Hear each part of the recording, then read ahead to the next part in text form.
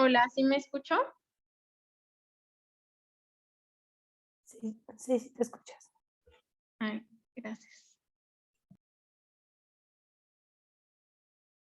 Me dicen cuando empiece, pero Tony, por favor, es en unas diapos más atrás, en una que dice anestesia, yo te digo, ahí, ahí nos habíamos quedado. Gracias.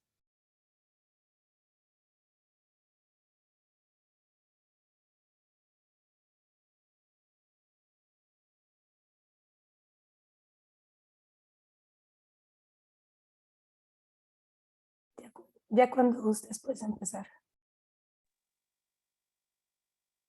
Ok, pues ya inició.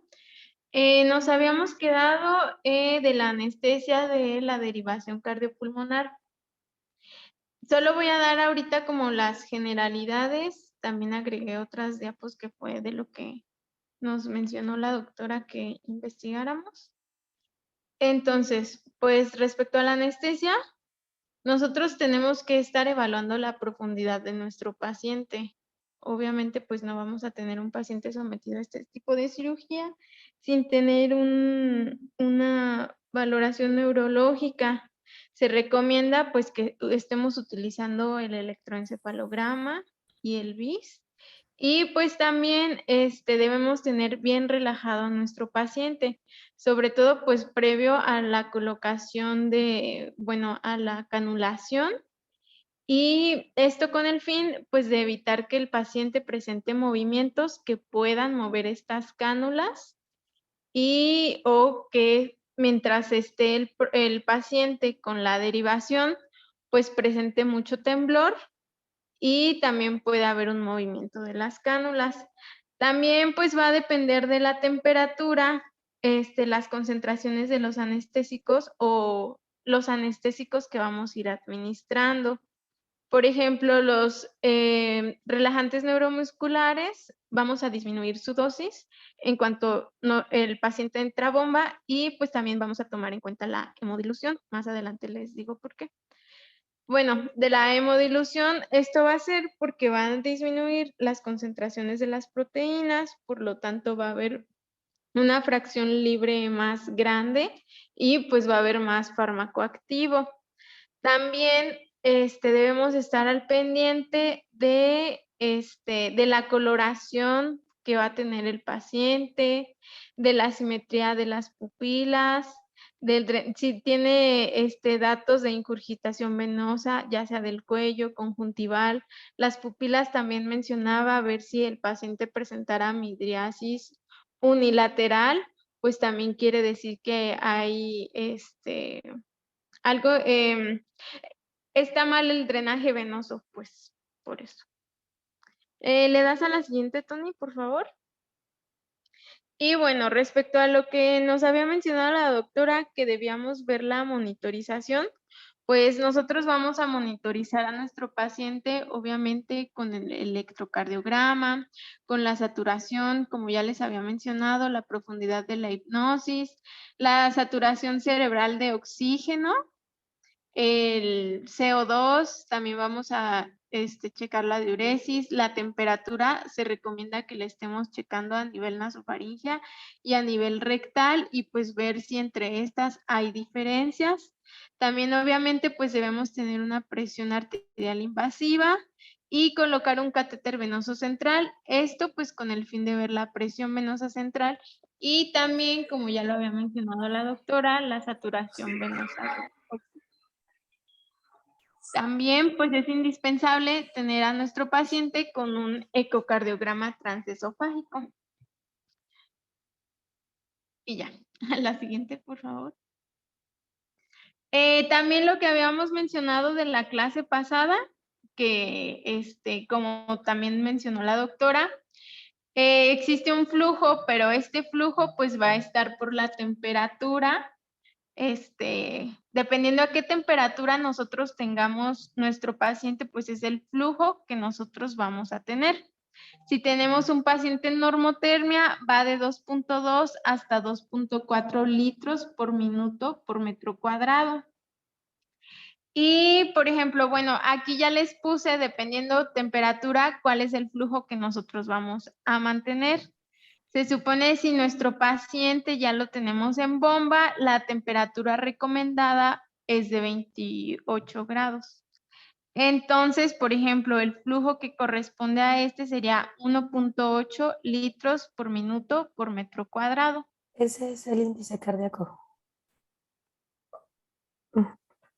Ah, O sea, el flujo puede variar, ujú. pero lo que tienes que lograr es ese índice cardíaco. Ah, ok. Ujú. De O acuerdo, sea, doctora. digamos que la bomba la puedes llevar de 4 a 6 litros, pero Ujú. ya, o sea, sin indexarlo con la superficie corporal del paciente, o ya si lo quieres indexar, te equivale a ese índice cardíaco. Nada más es para que lo tomen en cuenta de que cuando vayan a rotar pueden ver que el flujo, por ejemplo, son 3 litros por minuto y a un lado ya viene el valor indexado en la misma bomba. O sea, van a tener los dos, pueden ver las dos velocidades. Ujú. Ujú. Ok. Mm, ¿Le das a la siguiente, Tony, por favor? Y pues bueno, también de acuerdo a la presión arterial media, también como ya nos habían dicho, es de acuerdo a la temperatura que va a estar nuestro paciente. Entonces, por ejemplo, también si tenemos una temperatura que va de 25 a 30 grados, pues se puede permitir una presión arterial que va de media, que va de 30 a 40. Entonces, esto va a ir dependiendo también, pues, en qué etapa de la bomba, si va apenas a entrar, si ya está o lo vamos a destetar, pues ahí va a depender qué presiones medias nosotros debemos mantener. ¿Le das a la siguiente? Ujú. Y bueno, de la coagulación, pues ya lo había mencionado, debemos hacer previo a que ya se inicie la bomba, una heparinización total del paciente.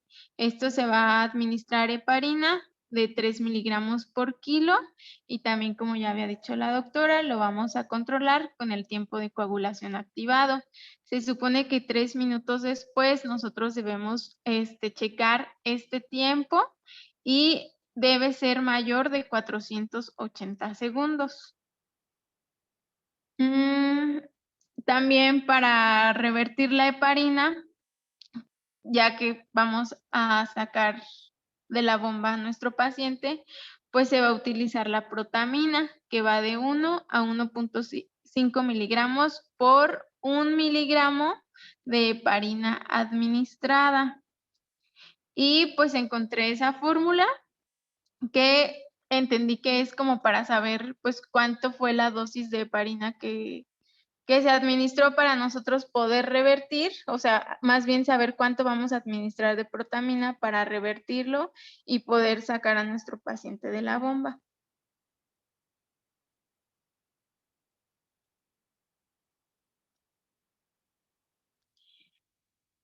Y pues bueno, se recomendaba que cuando ya tenemos al paciente en bomba, también como había mencionado la doctora, el paciente va a dejar de ventilar y pues dependiendo la temperatura y las presiones que esté el paciente, pues vamos a ver si se utilizan medicamentos inotrópicos y vasopresores, pues para mantener una presión media adecuada.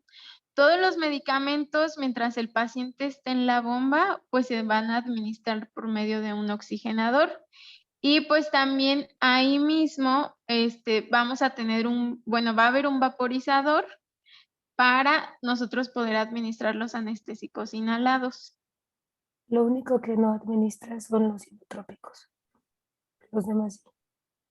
Ok, los inotrópicos van pues directo con el paciente, ¿verdad? No, o sea, mientras tienes pinchado O sea, mientras tienes el corazón parado, Ujú. con la solución de cardioplegia, no administras sinotrópicos, porque estarías estimulándolos y no quieres estimularlos, quieres que el corazón esté relajado Ah, y no ah, latiendo.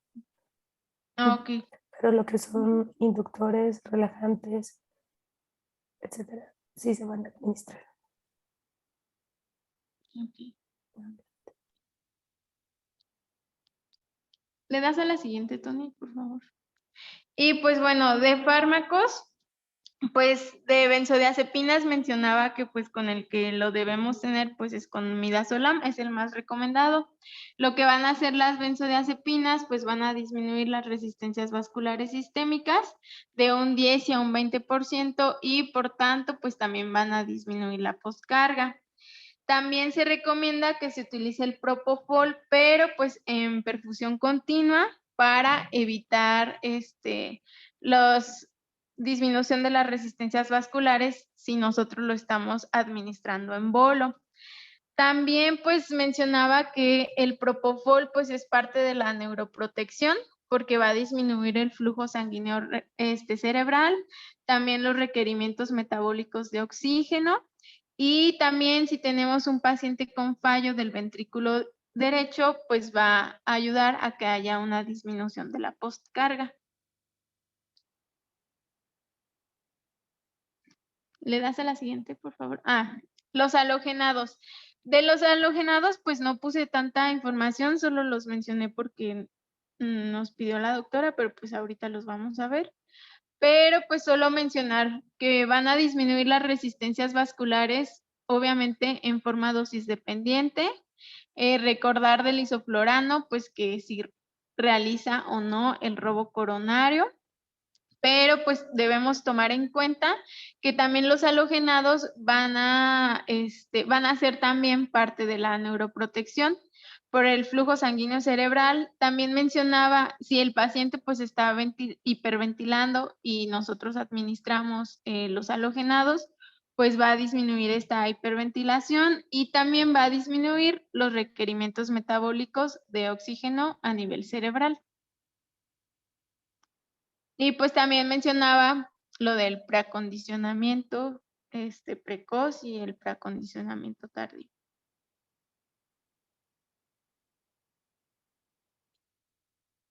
Y pues bueno, de la hipotermia, eso sí es algo que debemos tener en nuestro paciente que va a estar en bomba. Va a ayudar a que disminuya la actividad metabólica. Al tener a nuestro paciente con hipotermia, también van a reducir los requerimientos de los halogenados, de nuestros anestésicos endovenosos y va a haber una modificación de la distribución del flujo sanguíneo y de la perfusión tisular. Por lo tanto, va a aumentar la concentración plasmática de nuestros medicamentos. También, como va a haber una hipoperfusión, va a disminuir la actividad enzimática hepática y a nivel renal y por lo tanto también el metabolismo de nuestros fármacos va a estar disminuido. También mencionaba que la hipotermia va a aumentar el efecto de los relajantes neuromusculares, por lo tanto, pues no se recomendaba que ya cuando tenemos al paciente en bomba volvamos a administrar más relajante. También mencionaba, por ejemplo, que con los opioides, si nosotros entendí, no sé si entendí bien, pero que si nosotros como que administramos la dosis necesaria o lo que nuestro paciente necesita previo a que el paciente ingrese a bomba, como va a haber mencionaba como un secuestro a nivel pulmonar, ya después no era necesario seguir administrando porque al haber luego la recirculación, se podría decir que nuestro fármaco va a seguir circulando y tampoco va a ser necesario que administremos más opioides. O sea, lo que pasa es que bueno, aquí hay que considerar dos cosas. Primero es la dosis y la forma que lo estás administrando, si lo estabas administrando en bolo o en perfusión. Y también hay que considerar que los tubos que utilizan para la derivación cardiopulmonar, ahí también sirven como un espacio donde se van a adherir los fármacos. Incluso, por ejemplo, la heparina se tiene que administrar, digamos, cebar el circuito, porque si tú nada más heparinizas al paciente, cuando la sangre del paciente entra en contacto con estas superficies, se va a empezar a coagular. Entonces, el material con el que está hecha la tubería también sirve para captar el medicamento. Entonces, se siguen administrando, aunque se reduce la dosis. Generalmente, sí depende de la temperatura, pero de manera general, lo que hacemos es reducir un 30% para el uso de lo que son relajantes y lo que es el opioide. Y para el uso del BIS, del Propofol, nos vamos a estar guiando con el BIS para mantener la profundidad anestésica.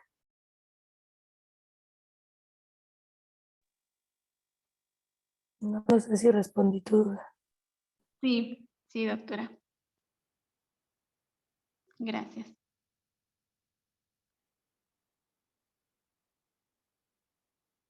Y bueno, ya para la salida de la circulación extracorpórea, mencionaba que hay unas maniobras para drenar el aire de las cavidades. Nosotros podemos poner a nuestro paciente en tren o realizar maniobra de valsalva, pues para que si llega a haber aire en las cavidades, pues expulsarlo. También pues se debe empezar a hacer un recalentamiento. Debemos lograr pues otra vez una temperatura en nuestro paciente de 36 a 37 grados y rectal de 35 a 37 grados. Igual pues obviamente checar que nuestro paciente, como mencionó la doctora, pues esté en una adecuada profundidad y también pues esté bien relajado. Vamos a checar que esté el ritmo del paciente. Debemos tener a la mano un desfibrilador, porque es común que los pacientes presenten fibrilación. Y pues también ver que esté con una frecuencia cardíaca normal. También pues nos vamos a guiar con la saturación venosa de oxígeno, con la presión arterial media y pues los parámetros metabólicos que son la gasometría, el hematocrito, en unos decía mayor de 20, en otros mencionaba mayor de 22, pero pues igual al final pues es todo en conjunto lo que vamos a ver si nuestro paciente puede o no salir de la bomba. También vamos a ver si es necesario realizar las maniobras de reclutamiento alveolar y también previo a iniciar la ventilación en el paciente, pues descartar que haya un neumotórax, si es necesario drenar las pleuras y pues ya si descartamos todo eso, pues vamos a reiniciar la ventilación. También pues en caso necesario reponer el volumen y pues utilizar las drogas vasoactivas si es necesario. Y Le también das al... Ah. se coloca un marcapasos epicárdico y, Mm. y al anestesiólogo se le pasa la fuente del generador para en dado caso de que el paciente necesite que se inicie el marcapasos, nosotros lo iniciamos, pero una estrategia de protección que el paciente salga de sala con el marcapasos epicárdico. Ah, ok, porque Que había lo leído que dejas, solamente si no, era necesario. no, si el paciente no está dependiente de marcapasos, lo dejas en modo centinela con una frecuencia de mínima, por ejemplo, de 50, etcétera. Para en dado caso de que por cualquier motivo la frecuencia del paciente llegara a bajar de 50, entonces ya entraría el ritmo de marcapasos. O sea, de Mm, manera inicial no lo conectas, te esperas para ver con qué ritmo sale el paciente y efectivamente ver si hay alguna anormalidad, alguna arritmia que sea susceptible de cardiovertirse o desfibrilarse. Y ujú. posteriormente, si tiene un ritmo nativo adecuado, ya lo dejas con ese ritmo y lo dejas centinela. Y si no, lo dejas dependiente de marcapaso. Ok. Ok, adelante. Y le das a la siguiente. Pues igual, la siguiente es lo que ya les había puesto, solo que esa es como la de donde lo saqué. Y le das a la siguiente, por favor. Y bueno, ya para destetar al paciente, pues lo que se va a hacer ya cuando se va a sacar de la bomba, se va a bloquear el flujo de salida venoso de la bomba. ¿Y cómo va a hacer esto? ¿Qué es lo que se tiene que hacer? Se va a pinzar la línea venosa y pues se tienen que restablecer pues la carga ventricular, el volumen intravascular y también al mismo tiempo que se hace esto, se va a estar pasando la solución de perfusión por la línea de entrada aórtica. Y pues al realizar esto es como, pues sí, o sea, se cierra la bomba y pues ya otra vez empieza la circulación en el paciente. Y pues es todo. No sé si alguien más quiera comentar de otra, pues algo más.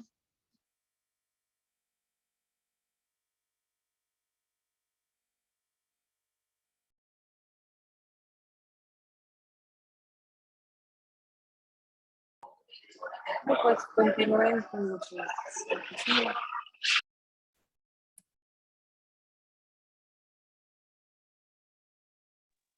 ¿Cómo? Pues si no hay comentarios, hay que continuar con lo que sigue. Bueno, yo sí tengo comentarios. ¿Me escuchó o no me escuchó? Ah, Sí. ok. Bueno. Hola, buenas noches. No, bueno, yo nada más quería comentar que, bueno, había leído en cuanto a la administración de heparina, también, bueno, que era como más fidedigno el medir como tal, digamos, el potencial anticoagulante en vez del TCA por la concentración plasmática, porque, bueno, que había mucha variabilidad en cuanto al TCA. Y pues aparte, al final, los pacientes, pues si administrábamos dosis supraóptimas de heparina, son pacientes que presentan mayor sangrado. También hay una mayor activación en cuanto a la fibrinólisis, hay mayor cantidad del dímero D, hay mayores complejos de plasmina antiplasmina. Entonces, que era más fidedigno medir la actividad en cuanto a su concentración plasmática y ya no guiarnos tanto por la medición del TCA, que No, aparte si sangra más el paciente, pues son más transfusiones. o sea, si tú lo que quieres evaluar es qué es lo que necesitas para que tu paciente no esté sangrando, lo que puedes hacer es tromboelastografía Rotem, pero para heparinizar al paciente, o sea, para que tu paciente entre a la derivación cardiopulmonar, si utilizas heparina y la reversión de la heparina va a depender de tu dosis y del tiempo de administración de la última dosis. O sea, la derivación cardiopulmonar puede tener una duración idealmente pues menor de 2 horas, pero si no se logra resolver la cirugía en ese periodo, tienes que estar administrando heparina de tal manera que mantengas el TCA en 480. Ajá. Y para revertir la heparina usas protamina. Ya que destetaste a tu paciente de la derivación cardiopulmonar y vas a hacer una evaluación de la coagulación, ahí sí ya utilizas la trombolastografía, dependiendo de la forma, bueno, sí, de la forma que obtengas, ahí puedes ver qué es lo que necesita tu paciente. Si, por ejemplo, lo que le hacen falta son plaquetas, si son factores de coagulación, si es fibrinógeno. Pero al menos aquí, para guiar la anticoagulación durante la bomba, si es mediante el TCA. Ah, ok. Sí, bueno, igual me había tocado entrar a... Doctora, yo soy, perdón, Y veo que en todos utilizan el TCA. Sí, lo he ¿Cómo? visto. Digo, que me ha tocado entrar a unas poquitas cirugías de cardio y sí he visto que lo monitorizan en cuanto al TCA. O sea, Pero, sí, la heparinización, sí, pero una cosa es heparinización y la otra cosa es la capacidad de coagulación del paciente. Estamos hablando de dos etapas diferentes. La anticoagulación para mantenerlo en bomba Ujú, y la coagulación para un posbomba, digamos. ajá. O sea, Ah, son dos etapas diferentes. ok. Había entendido que en el trans. En el trans es heparina, con TCA, se Ok. revierte con protamina ya que quitaste la tubería. Ujú, sí, Y ok. ya que quitaste la tubería y quieres que tu paciente, bueno, identifiques un problema de coagulación del paciente, lo ideal sería tener un trombolastografía Rotem para que veas específicamente qué es lo que le vas a administrar a tu paciente, sobre todo si es un paciente que se metió a revascularización, no le vas a pasar plaquetas a menos que realmente veas qué es lo que le hace falta, ¿no? Porque puedes arruinar la cirugía. Ujú, ok, Ujú. muy bien. Doctora, no sé si pueda hablar un poquito sobre el mecanismo de acción que nos pidió la clase pasada o ya vemos el otro tema. No, sí, Sí, adelante, por favor. Tony, no sé si lo puedes poner por fin.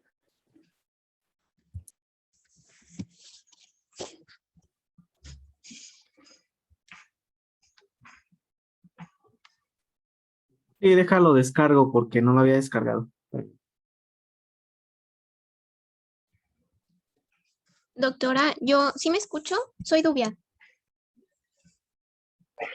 Sí, sí, te escuchas. Ah, perdón. Tengo una pregunta respecto a esto de la heparina. Me perdí un poquito porque el internet no es muy bueno. En caso de que no tengamos el ROTEM y hayamos administrado dosis subsecuentes de heparina, ¿sería ideal mantener una infusión continua en el posoperatorio de protamina o no? No, Ok, no. Hay unas tablas que ya tienen muchísimos años, que de hecho las manejan muy bien los perfusionistas. ok, Ellos tienen en relación a la dosis y el tiempo de administración, con qué con qué cantidad, digamos, de protamina se debe de revertir. ok, Si no tuvieras cómo medir un TCA, pues ahora sí que sería de forma muy empírica. Si tu ok, paciente sigue sangrando después de la primera dosis, en esas mismas tablas viene un tercio de la dosis inicial se puede administrar. ok. Y si no, bueno, ahí en las mismas tablas te viene diciendo cómo lo puedes manejar. Ok, y otra pregunta, leí también acerca de respecto a la monitorización durante el perioperatorio. Ah, tengo dos preguntas acerca de eso. La primera es que leí que respecto a la vasoplejía debemos de confirmar adecuadamente la hipotensión a nivel de la raíz aórtica porque hay una diferencia entre la presión radial y a este nivel. ¿Sí se utiliza eso o no? ¿O hay como que una diferencia específica de gradiente o algo así para nosotros saber si realmente estamos ante una vasoplejía o no? Sí hay una diferencia de presión conforme te vas alejando. Conforme te vas alejando de la raíz aórtica, sí va variando la presión. Sin embargo, como tal, hablar de vasoplegia es porque el paciente está hipotenso, pero Ajá, además no responde o no puede haber un aumento de la presión arterial a pesar de la administración de vasopresores. ok, Ajá.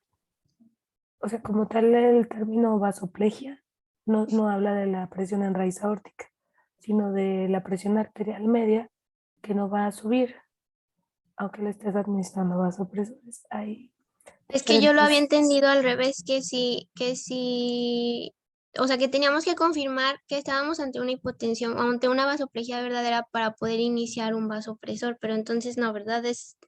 Está mal, pues. No, o sea, es que sí, no va por ahí. O sea, Ok, sí hay una diferencia en las presiones, pero como tal ya un choque vasopléjico, un estado vasopléjico, es porque o sea, hay hipotensión. Si hubiera mucha duda, lo que se puede hacer es literal conectar el transductor Ok, de tu línea arterial, lo conectas directo en raíz aórtica y ahí ves la presión pues real, ¿no?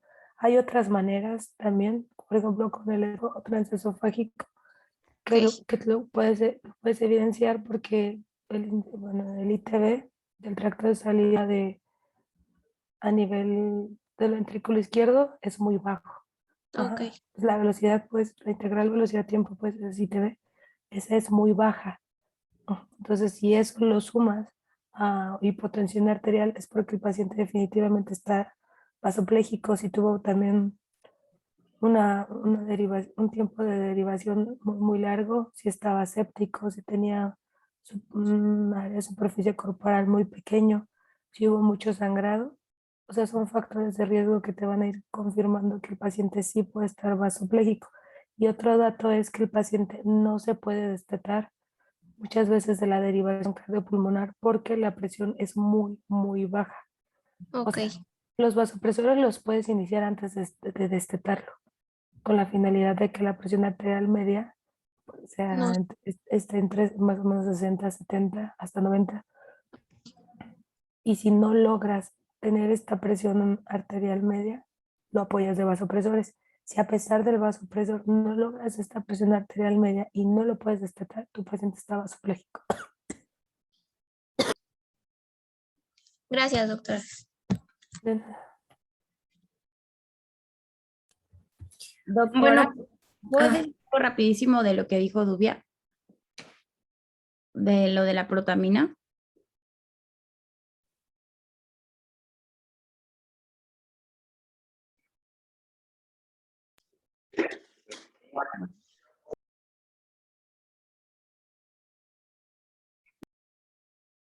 Sí, sí, adelante. Habla de la protamina. Yo lo que leí acerca de lo que decía, preguntaba Dubia de la protamina, si se dejaban infusiones o no.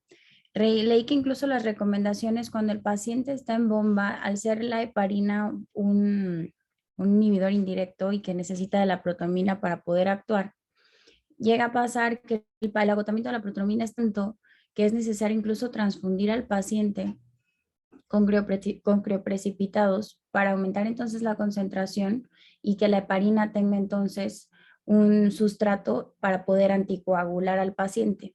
Entonces podría parecer como medio ilógico porque parecería que estamos coagulando al paciente para poderlo anticoagular, pero en realidad le estamos dando el sustrato a la heparina para poder, pues sí, para poder tener su función, que supongo que ahorita lo dirá Dafne, para poder tener la función y darle el sustrato para trabajar y poder mantener el tiempo de protromina parcialmente activado pues por arriba de 480, que en la literatura que yo leí no era este valor, era solamente de mayor a 300. No sé si sea correcto o no, pero pues nada más quería decir eso.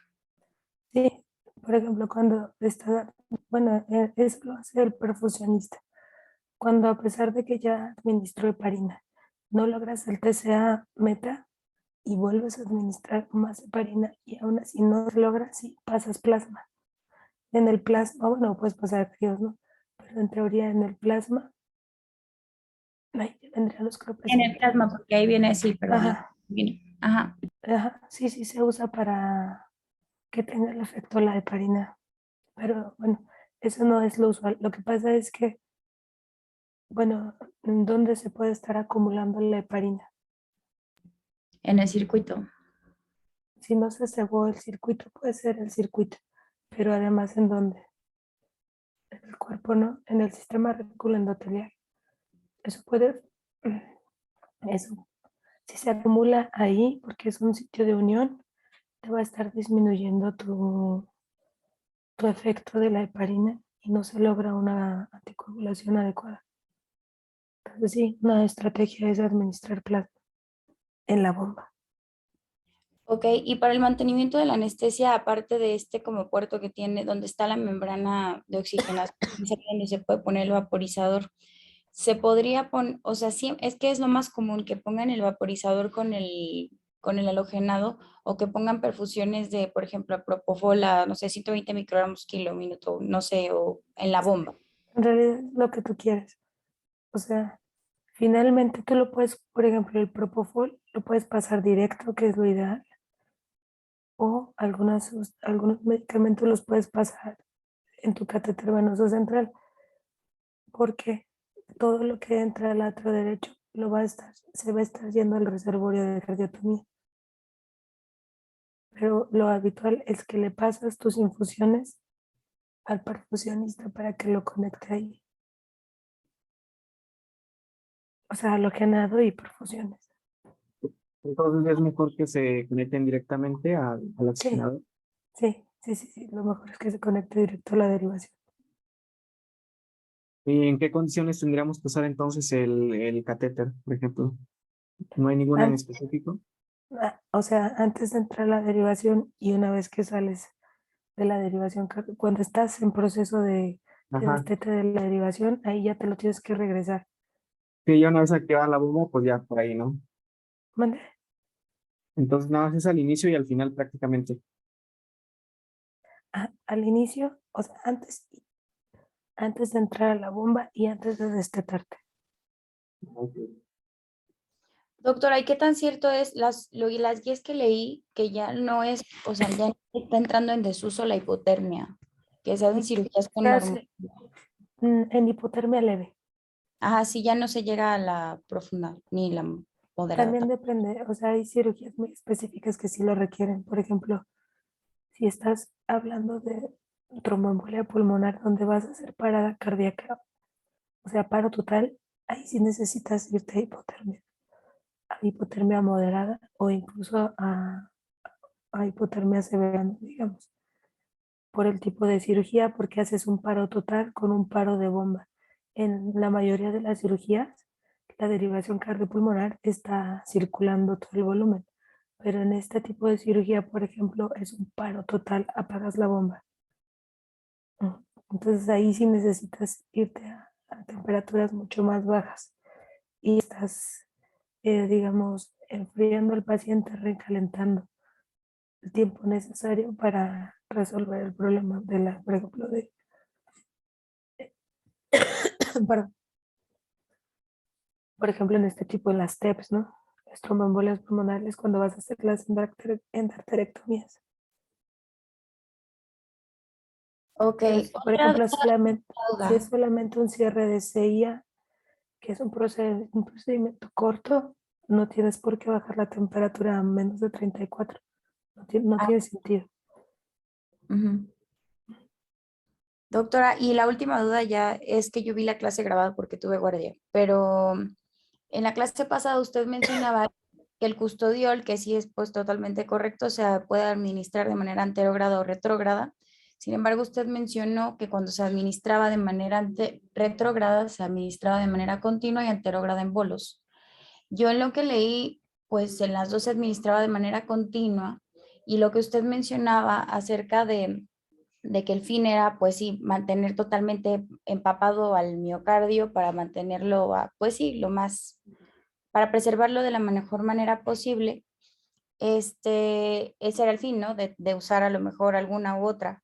Sin embargo, estaba leyendo que, por ejemplo, en revascularizaciones de la descendente anterior, si se usa, por ejemplo, el custodiol de manera anterógrada y la obstrucción es muy importante, toda la parte inferior, bueno, después de la obstrucción de la descendente anterior, pues quedaría sin ninguna solución de cardioplegia. No sé si me explico. Entonces, ahí es cuando, bueno, utilizamos la vía retrógrada por el venosa y empezamos a utilizar el custodiol ahí. Mi duda aquí es si fue correcto eso, fue un error, si se pone en pulsos en una y en otra es en continua. Y en la otra, aparte de esta obstrucción de revascularización de la descendente anterior, ¿hay alguna otra indicación para utilizar la retrógrada? Y ya es mi última Sí, pregunta. o sea, específicamente si tienes una enfermedad coronaria, que tú sabes que el custodiol no va a llegar porque hay obstrucciones, además de la forma anterógrada, necesitas administrarlo vía retrógrada. También en el caso de la insuficiencia aórtica severa, necesitas administrarlo vía retrógrada, además de anterógrada. O sea, tú sabes que vas a administrarlo en los ósteos, ¿no? Coronarios. Sí. Pero si hay obstrucciones, no va a llegar. Entonces lo que utilizas es una vía retrógrada, intentando que vía retrógrada de manera continua vaya a estar llegando a estas partes más distales. Ah, Entonces ok. serían esas dos condiciones: que tengas una enfermedad arteriosclerótica importante, o sea, enfermedad coronaria importante, o una insuficiencia aórtica severa. Ok, Mm. muy bien. Pero sí, en cuanto a si se puede administrar en pulsos, por ejemplo, si vas a cambiar válvulas, ¿no? Y no tienes enfermedad coronaria, puedes administrarlo en raíz aórtica o vía ostium de forma anterógrada, mientras también hay que saber cuánta cantidad, ¿no? Pero bueno, eso lo van a investigar. 15 Cuánto volumen, por kilo, ¿no? hasta más, un poquito más, puede ser Yo incluso. leí 15 a 25 mililitros por kilo de A ver, custodia. ujú, Y que preguntaba usted la temperatura la clase pasada de 5 ajá, grados. ¿de Pero cuánto? en realidad era poco común. Bueno, no sé, usted en la clase pasada mencionaba que sí tenían sus termómetros, pero pues yo en lo que leí decía que era como poco común, que ponían hielos y pues No, esperaba que estaba entre 5 y 8 grados estaba en la literatura. no, o sea, sí corroboras la temperatura del custodiol. Ajá, del corazón no, pero Sí, del custodiol sí lo tienes que tener la temperatura medida. ok. Entonces son Habitualmente, más de 15, bueno, yo leí de 15 a 25 mililitros por kilo. sí, si con eso lo logras está bien, y si no lo puedes llevar hasta 30 mililitros por kilo. Ok, muchas gracias.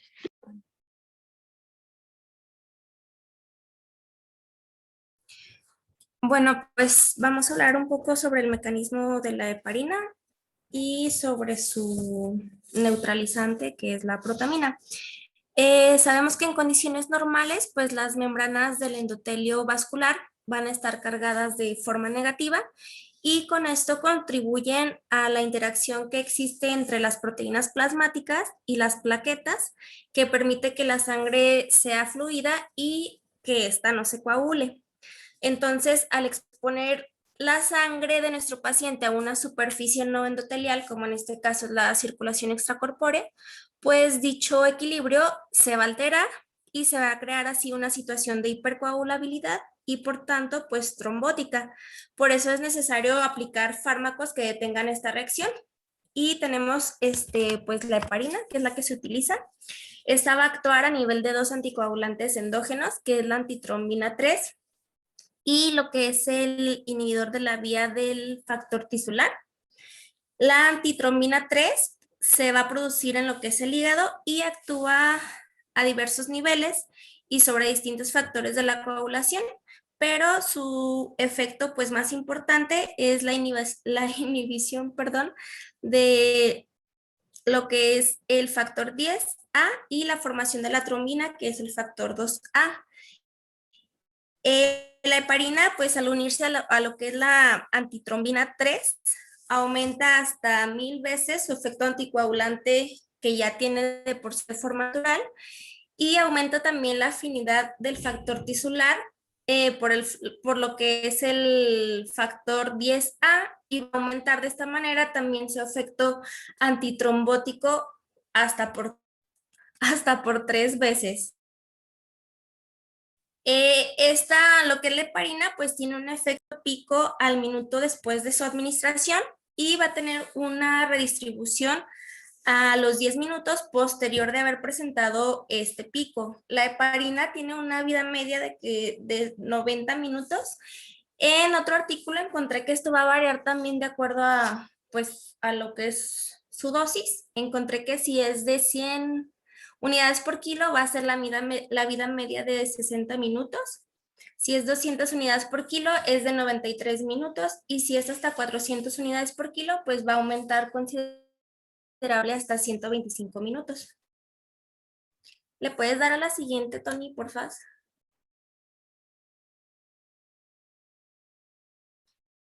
Y bueno, pues la protamina se considera necesaria al final de la circulación extracorpórea, esto para revertir el efecto de la heparina y permitir la coagulación de la sangre. El efecto antiheparina, o también como la neutralización de la heparina, se debe fundamentalmente a una simple reacción físico-química, ya que la protamina pues, es una molécula básica y lo que la heparina es una molécula ácida. Sin la presencia de la heparina, pues la protamina inactiva el paso de la forma activa de la antitrombina 3 a su forma inactiva. Esto de forma que es un fármaco anticoagulante en sí mismo. También se ha descrito que la protamina inhibe la síntesis de tromboplastina y además también de la agregación plaquetaria. Tiene una acción bastante rápida. Sin embargo, pues lo que es el complejo heparina-protamina puede metabolizarse en parte o también puede ser atacado por productos de la cadena fibrinolítica, liberando así heparina y provocando lo que se le conoce como rebote de heparina. Esto va a ser debido a dos causas. Una puede ser la pérdida de los puntos del enlace que existe entre la heparina y la protamina, ya sea por formación de sales, y otra es de acuerdo a su vida media. El metabolismo es más rápido de la protamina. Esta tiene una vida media de 20 minutos y en promedio, pues la heparina tiene una vida media de 90 minutos. La administración lenta de la protamina en forma de infusión continua va a garantizar que se mantengan niveles séricos óptimos y que se evite este rebote que platicamos, sobre todo en pacientes que reciben dosis repetidas de este fármaco durante la circulación extracorpórea o que se les administra sangre de la máquina después de la extracorpórea. Hay varios métodos para calcular su dosis. Ya nos mencionaba ahorita Helmi, que puede ser de 1 a 1.5 miligramos por cada 100 unidades de heparina. O también se puede utilizar la curva de dosis-respuesta medida con lo que nos mencionaba la doctora, que es el tiempo de coagulación activado, y cualquiera de los auxiliares que existen, pues, para medir ya sea la tromboelastografía, que también nos menciona. Y pues otra forma sería medir la concentración de heparina en plasma o sangre para, pues sí, para tomar la dosis que tengamos que poner. No sé, sería todo.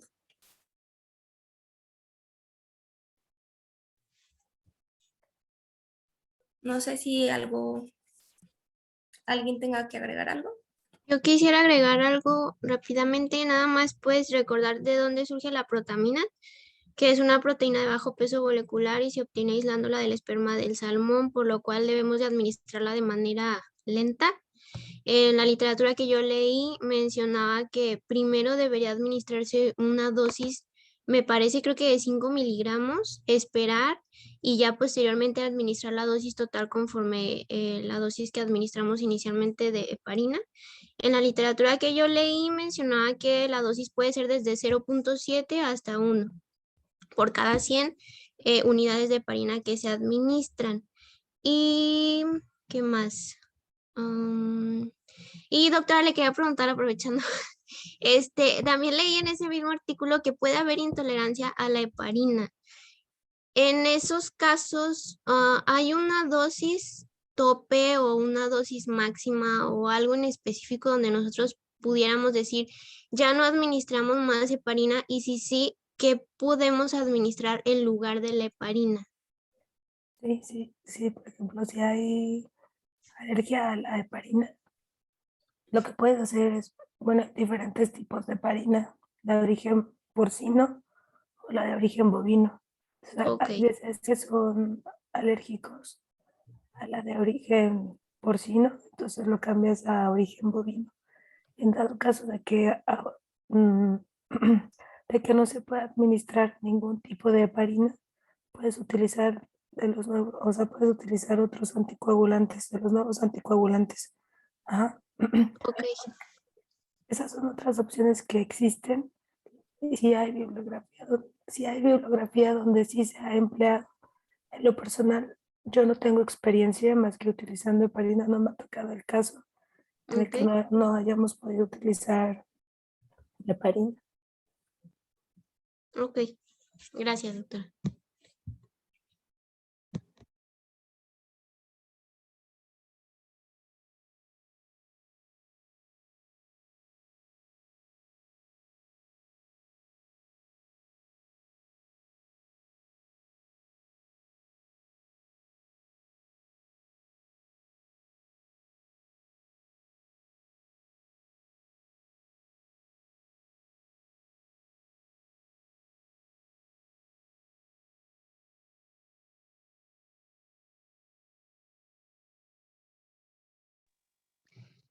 Hola.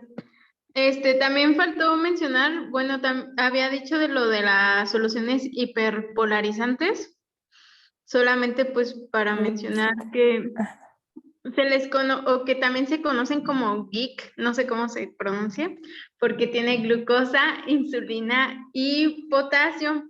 Entonces, pues también son utilizadas en las cirugías cardíacas, pues la glucosa porque va a aportar glucógeno y junto con la insulina, pues cuando nosotros tenemos un miocardio isquémico, pues va a hacer que se reactive la glicólisis, va a aumentar el ATP y pues va a aumentar la glicólisis anaeróbica. También, pues el potasio bueno, al administrar potasio en esta solución, pues va a haber una mayor captación de potasio por la célula isquémica y pues esto va también a estimular la bomba sodio-potasio ATPasa. Y también mencionaba que algunas de estas soluciones también pueden tener magnesio. Y pues el magnesio va a ayudar o va a causar una vasodilatación coronaria. Y también al haber una vasodilatación puede haber una inhibición plaquetaria, va a haber liberación de prostaglandinas y pues también va a ayudar a que junto con el potasio a que haya menos arritmias.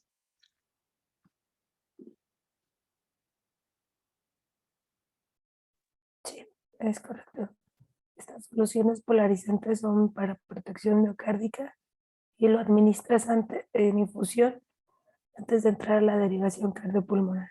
También lo puedes utilizar a la salida, pero se deben de iniciar antes de entrar a la derivación cardiopulmonar. Bueno, no sé si habrás anotado cómo se prepara. No, doctora, eso no. Pero tengo, bueno, ahorita que menciona eso, o sea, ¿cómo sé si le voy a poner después de que mi paciente haya salido de bomba, si le pongo o no la solución polarizante? Habitualmente cuando los pacientes salen, cuando fue una cirugía prolongada o que salen con arritmias importantes, a criterio médico podría reiniciar esta solución polarizante. Igual, de hecho, hay algunos médicos, algunos anestesiólogos que no usan solución polarizante o que solo la usan en caso de enfermedad coronaria importante. Es como no hay, o sea, hay guías que te sugieren su uso, pero bueno, habrá anestesiólogos que decidan no utilizarlas. En lo personal, yo las reservo para pacientes que tienen enfermedad coronaria grave, que se van a hacer al menos 3 puentes, o que ya tienen, o sea, en pacientes que ya, digamos, son más graves y que yo sé que puede haber complejidad en el procedimiento, a ellos les administro la solución polarizante. Gracias, doctora.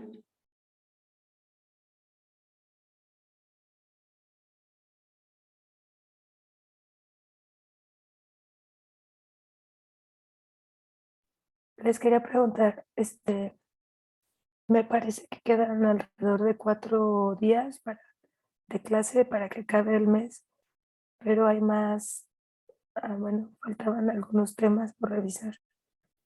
Entonces quería que me mandaran ya sea vía correo o por WhatsApp, para ir viendo 2 temas por clase, cómo nos vamos a organizar para alcanzar a ver el temario.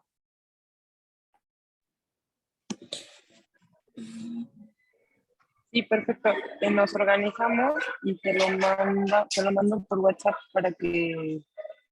para ver cómo vamos a acomodar las clases para alcanzar.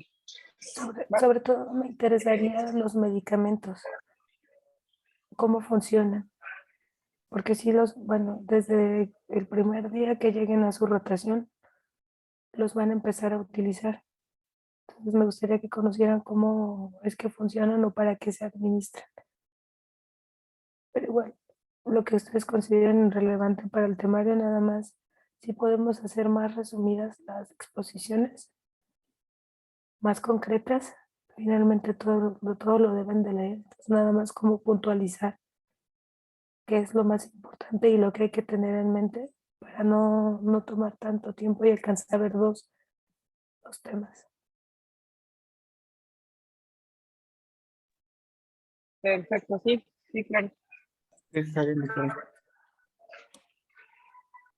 De hecho, como la presentación que dieron Otoniel y Víctor de hace unos días, que eran solo 2 diapos, eso me pareció genial.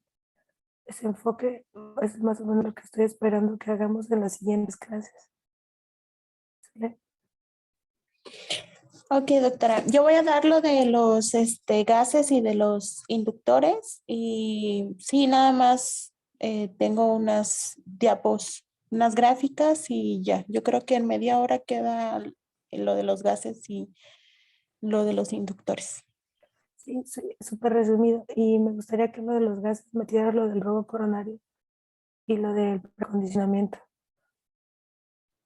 Ok, sí, doctora. Pero si puedes hacerlo un poco más resumido de media hora, estaría mejor. Ok, muy bien. Ok, gracias. Pues no sé si quieran que en estos minutitos agreguemos algo, tengan alguna duda.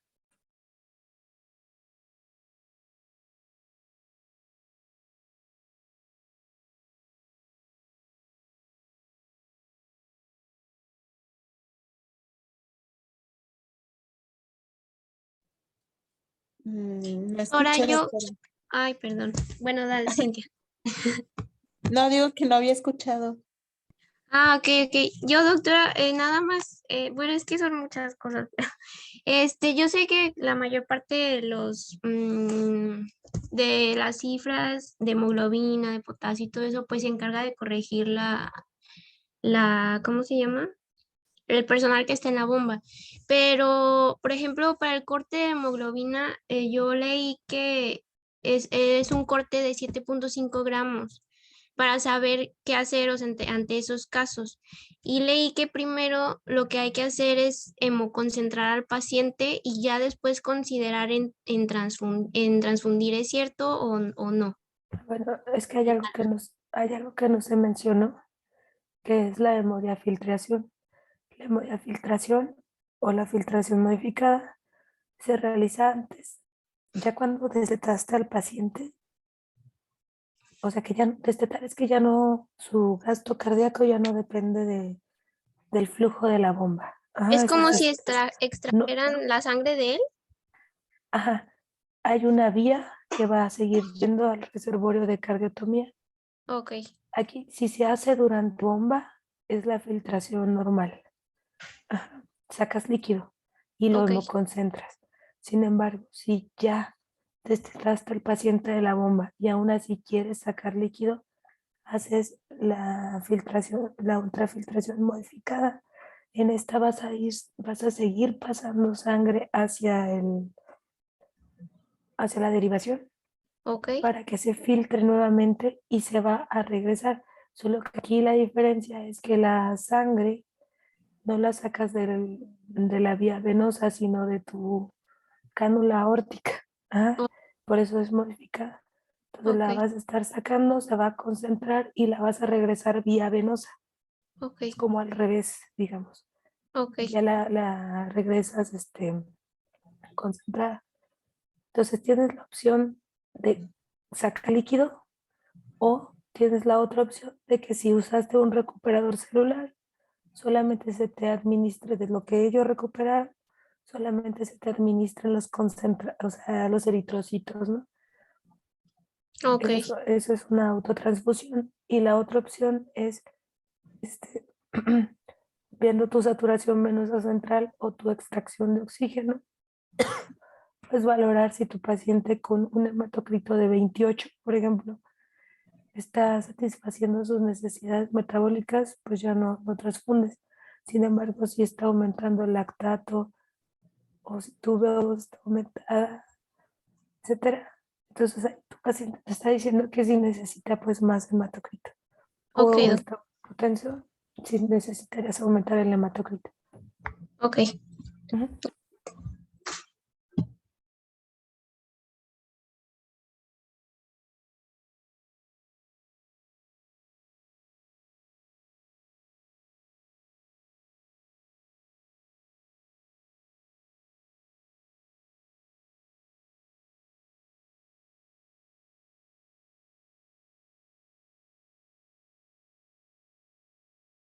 Doctora, el siguiente tema es el de Cintia. ¿Lo iniciamos ahorita o lo vemos ya para la siguiente? ¿Cuál era el tema de Cintia? De halogenados. El de los efecto de los halogenados.